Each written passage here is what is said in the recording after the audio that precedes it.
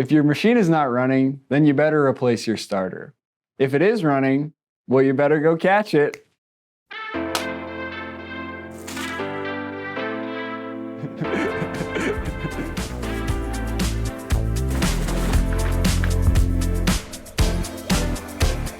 To get to the starter, remove the head cover.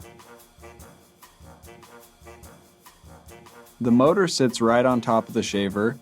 It's hard to miss. The starter is on the back side of the motor. You'll need a Phillips screwdriver and a size 8 metric wrench to open the motor up. There are 4 screws which are about 6 inches long and run all the way through the motor to the bolt on the other side. Loosen the screws, remove the cap, and there's the starter. It's the shape of a horseshoe and it faces down. Unscrew the 2 wires attached to the starter, and then the 2 screws that hold it to the motor.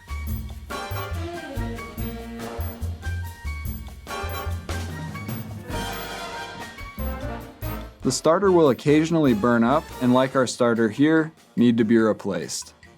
Put the new starter into the motor in the same orientation as the old one.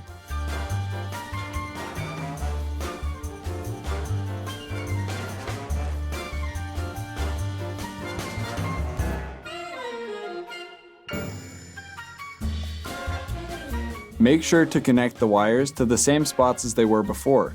If switched, the motor will suck in all adjacent matter and a black hole will form. No, I'm just kidding, the motor will just run in reverse. Once the starter is in place, you can put the cap back on the motor and fasten down the screws.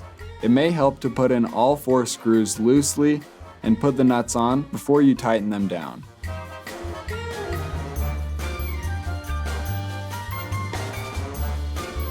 And that's all it takes to replace your starter.